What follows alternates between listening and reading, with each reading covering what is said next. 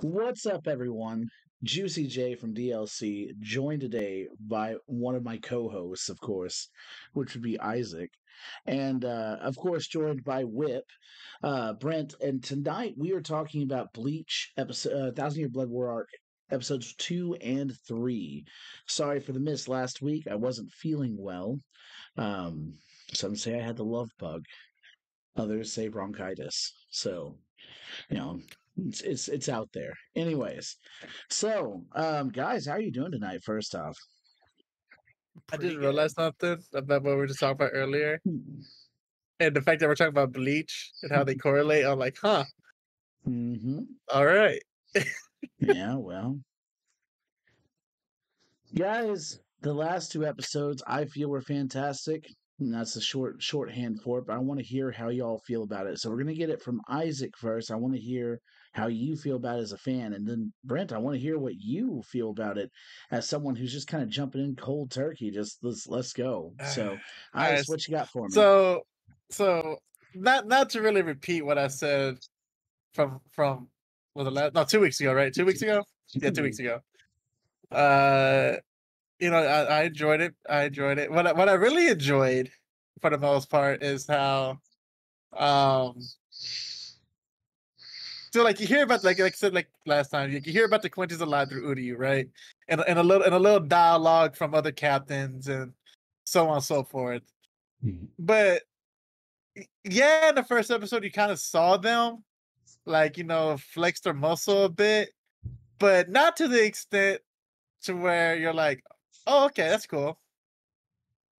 But with episode 2, especially episode 3, well, definitely episode 3, but with episode 2, you finally get to see the Quincy's flex their muscles a little bit, right? Stretch their arms out, as one would say.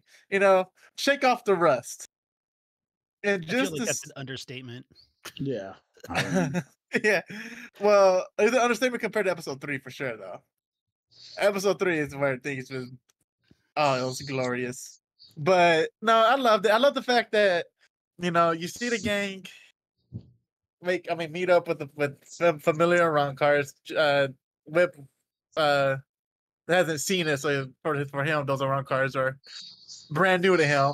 But for us, people that watched it was nice seeing them. It was nice, you see Captain Eisen's personal guard. You know what I'm saying? And put in that work and get smacked all over the place just out of nowhere. And that was what that's what I took away from it, right?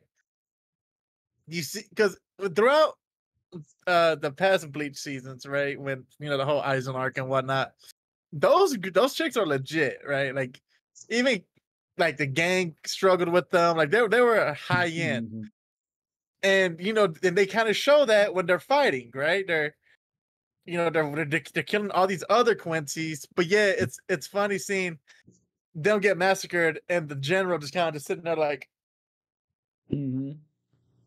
like he's just enamored by it. He's just like Sternritter J, okay. baby. I love it. And then he's like, oh, I guess it's my turn now, right?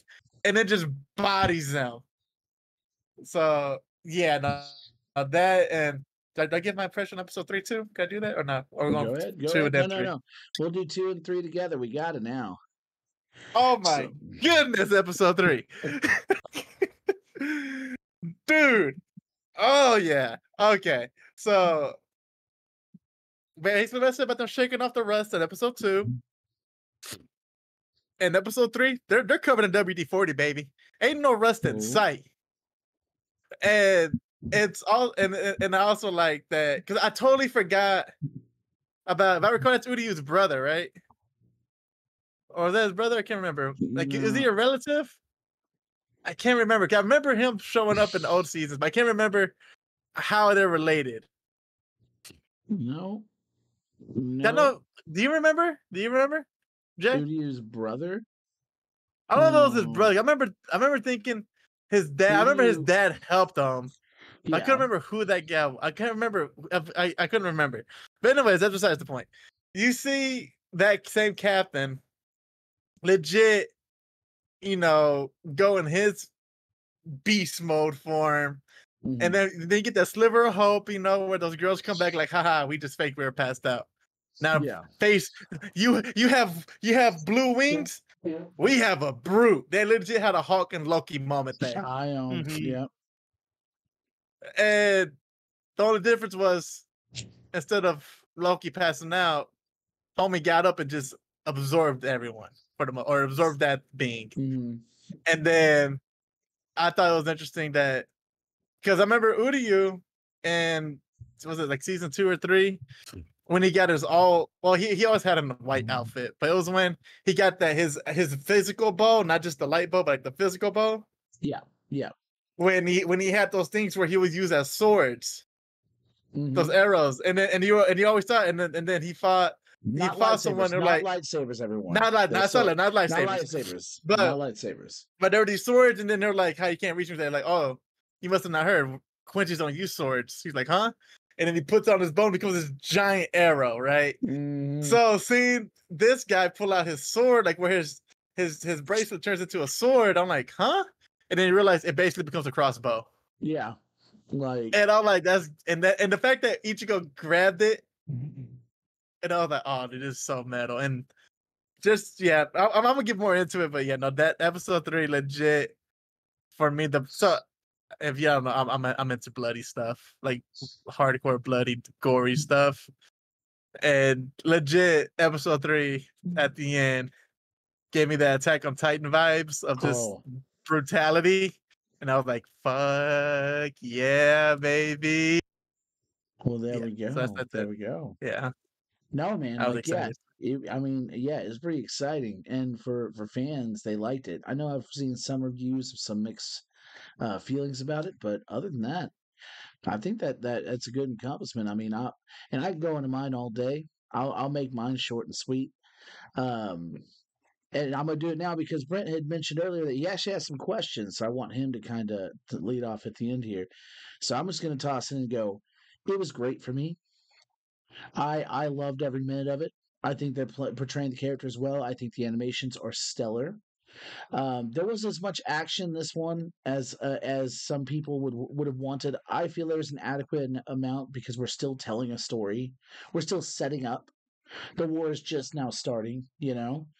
From episode 2, introducing everything, the funeral of Sasuke, which that was emotional. If you read the manga, they did leave out, to me, a very important part, which kind of shows a flashback of Genryusai Yamamoto and Sasuke Kibi. Like it's just, I feel like they did. Can you elaborate on it, because I'm never gonna read it. So could you elaborate on it? Pretty much, yeah. So pretty much, it's just showing off like how he became his lieutenant, and like that he'd always serve him, and kind of like just kind of this connection and deep loyalty between the two characters to kind of show that really is affecting Yamamoto. They attacked what would be his heart. It is what it is, the closest person in his life, other than I guess his main army from back in the day, but I mean he is the one who's always been there to serve him, and they didn't showcase that. That actually upset some people last week. I got to hear all about that. I was like, well, I mean, that's understandable, but I still think they did pretty well. I mean, you saw his emotion. Yeah. I mean, his old man pissed off holding a stick emotion, yes, but yes, it's there. Yeah, I mean it was there. So but can I say one thing? Can I say one thing real quick? I just like the part where Mayuri legit calls him out when he was getting called out. Like, if you would have did this, like, no, I warned you, and you never listened to me. So this is your fault for not finishing. I thought that was legit. Yeah, I mean, speaking of this, though, into the third one, actually, the third episode had additional scenes that weren't in the manga, focusing more around Uryu and what he was doing at this time. That wasn't in there. Him trying to figure out about all this wasn't actually a part of it. And I personally loved it. I was like, hey, that's interesting, but I like it. Like I like it. So overall, I think that both episodes were fantastic. We're just leading up to the start of it. And of course, with them, and Britt, you might not know this or you might know the character, but Kira, Lieutenant Kira, that you just watched at the very beginning get murked, like it's straight up That hurt, blasted. bro. That hurt. But that is a signifier. And I'm gonna let you know that when I first read that back there, I was like, oh, nobody is safe because he's a big character. He was a very big character. Like that, yeah. It is. I was like, holy crap! He's a main character. Like he may not be like part of the main group, but he was a big player. He And was right at the slightly gate. below Renji. Yeah, well, he'd be on the same level as Renji in Oh, you terms think of. so? Okay. Well, yeah, because he was part of the trio, Renji, Momo, Oh, and yeah. yeah, and then they had their own like coming up arcs and what they were doing and stuff. And so he's at Renji level, and he got fucking blasted. Like, With ease. yeah. So that's my take on it. It was beautiful. I love it. It's still going strong for me. I don't have really any complaints for it. I do wish we would have seen more of the Yamamoto Sasuke like relationship. I wish they would have included that, but yeah. And go ahead, What? Brent. Oh, sorry. I thought that was Brent. Sorry, go ahead. Nice. No, I was gonna say I just like how the fact they're marinating the captains. Like Mm. instead of having them out there like yo go handle some business, you see they just have their squad mates out there. Then you see Rukia, you see Renji, Mm. and like and they're good like and I guess they showed them on purpose like as you were saying, Kira he died with just they landed He he's dies, dead. but he's taken out pretty. Well, not dead, but legit. Yeah, He's pretty missing half his importantly. body. Yeah, missing a good portion of his body, and we've already proven with Yamamoto in the past that don't grow back. So they don't. Yeah, if you don't got Odahime there, it ain't growing back. So Yeah. Anyways, no, Brent, I want to know your thoughts and any questions you got. So okay, so as we were watching, I think it was at the end of episode 2, we were watching it. Mhm. I said that this is some compelling television. I just don't have any idea what's going on. I can tell that it's some compelling television and that it's really interesting, but I don't really have any idea what's going on. I kind of some of the questions that I had at the end of episode 2 kind of got cleared up by the end of episode 3. Mm. So yeah, I mean, instead of like comments about these episodes, so that way maybe I can have a better understanding of what's happening going forward. I do have some questions for you guys. The first one being is how many years total has taken place throughout the span of the story so far? 2 years. 3 years or 2 years? Yeah, 2 years. 2 years. So 2 years? Ichigo started at 15, and he is now 17 in this The one age right in here. Pokemon years. Yeah. Okay. All right. So I think the chick that Ichigo got his powers from in the first or second episode. Rukia. Okay, so we did see her at the end of episode 3. So Mhm. so she's no longer part of Ichigo's group. Was she ever a part of Ichigo's group? Like what? She I is, but she's not. she But She's just kind of around. no. But it's like she is, but she has responsibilities. yeah, Is she she's part of the still a main? Soul Reaper. Is she part of the main cast? She is part of the main cast, so she is on. So she is definitely a main character from everything that happened at the beginning. But as they ended the Aizen arc, and she got some of her powers back, and she went back to the Soul Society, right, and to get her powers back, stuff, everything's quashed. She's still a Soul Reaper, so Okay, she got it. has to do as And she is told. yeah, and Okay. her and her brother made amends, so that kind of helped too. So she's doing well with Byakuya and stuff. But yes, she's still a main character because I think she has arguably the strongest ice Zanpakuto now because she's actually doing well with her Zanpakuto. Okay. and stuff like that. So she is still she like Renji. She is still up there. She's at least fallen to Renji's status right now, but she is part of the main group still because she's still against all the shippers. Is it Rukia and Ichigo? Is it Orihime and Ichigo? Is it Totsuki? You know, Chad. Yeah. So Okay, so why is at this point in the first episode Ichigo still referred to himself as a substitute Soul Reaper? yes, Yeah. Why, like at this point, wouldn't he just be considered a Soul Reaper if he's been doing that? No, they don't have it in the no, budget. They no. don't have it in the budget. Okay, they've worked on it for No. years. Well, how I look at it is to be an official Soul Reaper, you have to be with the group. Like you're basically part of their military. But since he's kind of like I would say the Coast Guard or whatever, where they call him out when they need him. I think that's why they call him substitute because he's not a Soul Reaper. Like his purpose isn't to serve the Soul Society. He's just helping his little area. He has a license to kill, and if they call upon him, he is supposed to help. That is part of the contract. So he's a contractor.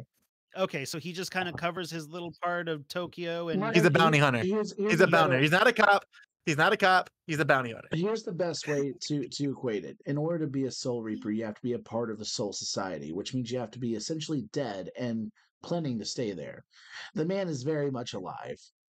Like, so yeah, he can't be a part of that yet. I'm sure that if he were to actually go into the flow, show up somewhere over there, that's an honorary academy. Yeah, where, you know, I mean, he had to get Doctor Strange to become a Soul Reaper. Yeah. Okay.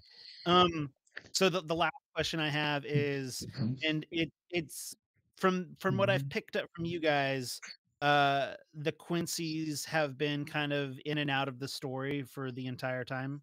They've been out for the most part. They're like outside of Uryu and like I said, a couple descriptions here and there. Oh yeah, and his father. Well, his father came a little later, but outside of that, Quincy's are just the only time they're brought up is when Uryu is basically fighting a Soul Reaper, and he's like, "I hate Soul Reapers. Yeah, I did such and such to my clan," and so on and so forth. But they don't really sink their teeth into it. And Uryu, am I saying his name right? Uryu. Yeah. He was the guy that was in the library. Yes. Yeah. Yes. He is the last Quincy, technically. And may I say, not only is he good with the bow, he's even better with the needle and thread. He is. Holy crap, is he like? But okay, I feel good now. I feel good now. I've gotten some of my important questions answered. I might have some more questions by the end of the next episode. I guess it's time for me to watch the whole series. Watch it. I do need to do like ad free. I need to do ad free Hulu. It's a lifesaver. So it looks like I might have to get started on that. Yeah, because I'm already on season 3.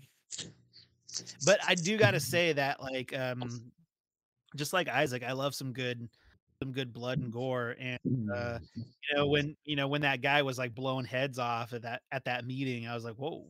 Like, that was so gangster, right? He just turned to say it. Yeah, that was pretty Off his head like a pencil. But I had fun watching those 2 episodes. I really enjoyed All right, that. but so I guess final thoughts. Yeah, final thoughts, guys. So, what are y'all's predictions? Because Isaac, you didn't read, and I don't think you're going to read, Brent. So, what do y'all think's about to happen, specifically with Uryu? Well, it sounds like he's got a choice to make, right? About doing, I guess, like siding with the Quincy's or siding with the Soul Society, right? Essentially. And so he's a part of, so is he just kind of a part of Ichigo's group, and like Ichigo's adopted him? No. Maybe that's not the right word. Maybe that's not the right terminology to use, but like, is he helping Ichigo defend his little area? Let me put it this way. Think of Deku and Kachan. And Bakugo. So they're best frenemies. In a way, yeah. You may Like- have missed it in the first episode. I'm gonna run it through to you. When they were showing off everyone's powers, they made sure to explicitly note that Uryu did a wide mass shot to kill a bunch of hollows with Ichigo right there. Like he doesn't care if he hits him. And Okay, got it. so Soul or Quincy's are not supposed to align with Soul Reapers. That is taboo. So But it does sound like he's got at least a moderate amount of respect for Ichigo, no, yeah, like, yeah, which I'm sure especially after the will. sword incident. yeah. I mean, honestly, he Yeah. could have let him die in season 1. Honestly, you could have let him So, die in like season 15. He could have let him die a couple times. So okay, so with that being said, I predict that Uryu will have like a crisis of conscience, will be a bad guy for a little while, and then become a good guy again. Or That's fair. whatever. That's Well, fair. here's what I gotta say to that. Which ones are the good guys in your opinion? Oh, now that's the question. Oh well, just as 'Cause that guy as that guy yeah. said in about war is like both sides believe Are that they're just. just. Now No. I do need to know a little bit more about the Quincy's and their motives to fully understand. It's kind of like the Assassins and the Templars. You know, I've looked into both of their you know, when playing Assassin's Creed, you know, and I don't mean to go off tangent, but like both sides are good and bad. And like I can understand and How appreciate the dare you side. disrespect Ezio? I I can actually understand where the Templars are coming from, but I can also understand where the Assassins are coming from. So I'm sure that there is some missing context that I have not received, or that I would only know from watching the entire series So when it came to the so Quincy's. when it comes to Quincy's, this is where you're going to learn about them. I will say that you'll Okay. learn a little bit as to know exactly what the Soul Society thought of Quincy's, which Okay. doesn't make their side any better. And I'll just tell you because it's only one episode at the beginning. They literally experimented on whatever was left. Like they literally like the one A guy guy with with the the makeup? main with the main Koretsuchi, he is the mad scientist, if you will, of the captains.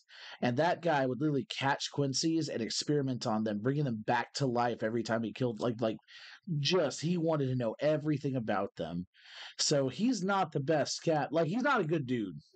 Like no matter I how was many gonna, I times was, it's coming to do good, he ain't good. Like there I ain't was, nothing I good was about gonna him. say something. But I want Brent to watch it. But Mhm. you know that situation. Go ahead. Go ahead. It doesn't bother me. Spoilers don't Well, bother me. okay. Go Well, it's when so they invade the crew goes into the Soul Society to save Rukia, Yeah. and each of them end up fighting the captain, and it just so happens Uryu fights that exact captain, and he's legit talking about, I can't wait to beat you so I can dissect you. Like Yeah.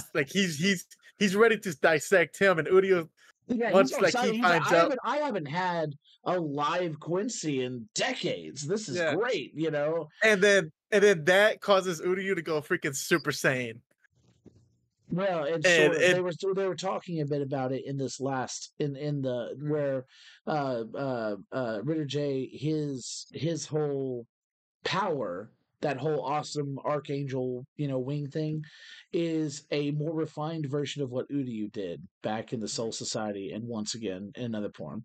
But just to point out how bad Koretsuchi is, I know we're kind of off topic, but I'm gonna say, in order to try and catch Uryu back in the original show, he made his subordinates, the people under in his squad, into living bombs. And without like blinking an eye. one of them tries to run away. He's like, tools aren't supposed to disobey, and he just blows that one up. It's like that guy. Like you would never know they were good people.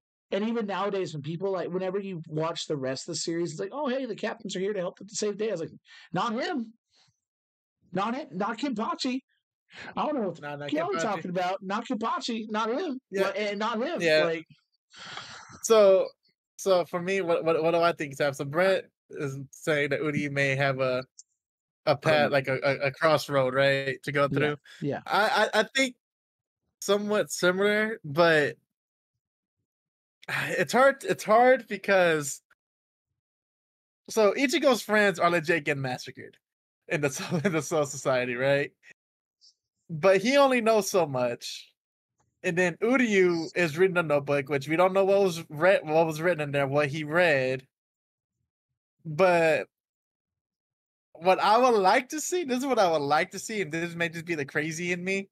What I would like to see is Uryu joining up with the Quincy's and either Ichigo joining with them also, or kind of like taking a step back. Because at the same time, yeah, he's supposed to show up when they call upon him, but he doesn't agree with everything about them.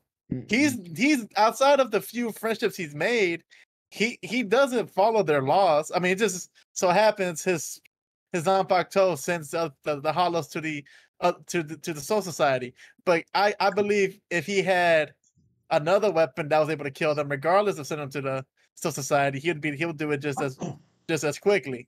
Now, someone could say, when Mr. Ghost Hunter guy here, Kanoji, baby. Nankanoji, when he was doing it, because he was basically doing what I just said, right? He was exercising spirits but turning them to hollows. And I know Ichigo has a good heart on him, and he wants to send them there. But at the end of the day, his main priority is protecting the living. So I don't know. I mean, maybe that's the reason why he'll join the Soul Society, because they're talking about if the Soul Reapers or if the Quincy's win, the two worlds get destroyed, which would make sense why they're in Waco Mundo, because they're void from that. So, but no, I want Uryu to join the Quincy's, because I feel like him going there, you see glimpses of his greatness. So I would love to see him actually get polished by the master. So, or the majesty. I'm glad to hear it. I can't wait to see it. What's up, Britt? Well, I was gonna say, Isaac said similar to something that I was actually thinking was like maybe Ichigo will have a crisis of conscience about whose side is quote unquote right, and maybe he'll either join up with one side, maybe or he, like Isaac said, maybe he'll take a step back. That's like so.